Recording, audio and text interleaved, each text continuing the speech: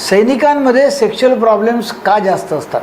PTSD, testosterone आणि ट्रॉमाचे वैज्ञानिक सत्य काय याविषयी आपण आज बोलणार आहोत. जर तुम्ही सैनिक आहात किंवा तुमच्या कुटुंबात कोणी सैन्यात सेवा दिली असेल तर ही माहिती तुमच्यासाठी खूप महत्त्वाची आहे.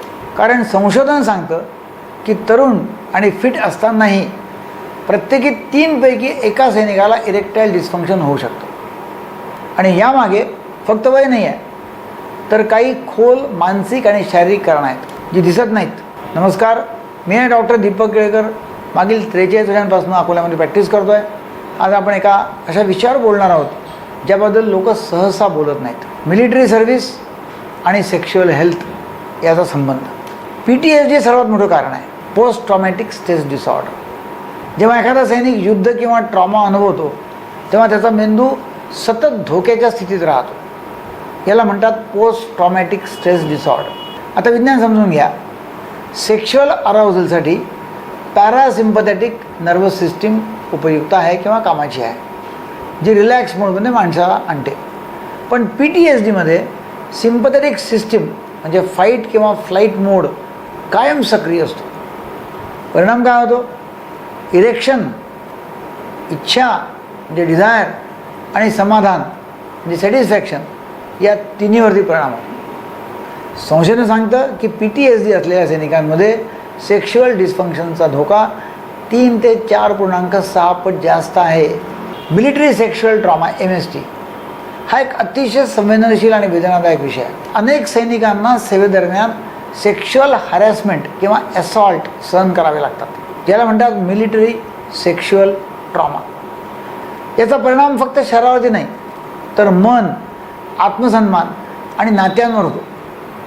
डिप्रेशन, अँक्झायटी, व्यसन, आत्महत्येचे विचार आणि सर्वात कठीण भाग जो आहे तो आहे की इन्स्टिट्यूशनल बिट्रेयल असं वाटतं, जिथे व्यक्ती मदत मागायला घाबरते.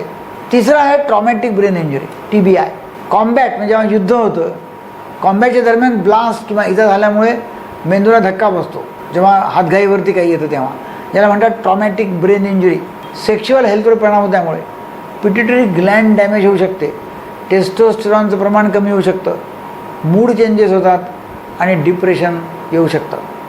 आकडेवारी सांगते की 36 ते 54% TBI असलेल्या लोकांमध्ये सेक्शुअल डिस्फंक्शन प्रत्येकी 10 पैकी 1 मध्ये आहे आणि त्यामध्ये हॉर्मोनल इम्बॅलन्स आढळून आला. लो टेस्टोस्टेरॉन लपलेलं कारण आहे. म्हणजे मिलिटरी लाईफ म्हणजे जास्त स्ट्रेस, कमी झोप, कठीण ट्रेनिंग, यामुळे कॉर्टिसॉल वाढतो, टेस्टोस्टेरॉन कमी होतो, त्यामुळे जास्त प्रॉब्लेम येतो.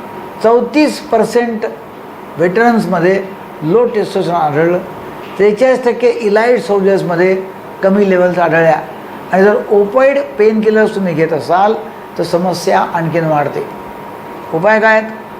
थेरपिटिक गायडन्स, PTSDचे योग्य उपचार करा, थेरपी अधिक मेडिकेशन, डिप्रेशन दुर्लक्षित करू नका, टेस्टोस्टेरॉन टेस्ट करून घ्या, औषधांचे साईड इफेक्ट्स डॉक्टरशी चर्चा करून समजून घ्या, पेन मॅनेजमेंटसाठी ऑल्टरनेटिव्ह उपाय शोधा, ट्रॉमासाठी प्रोफेशनल मदत घ्या.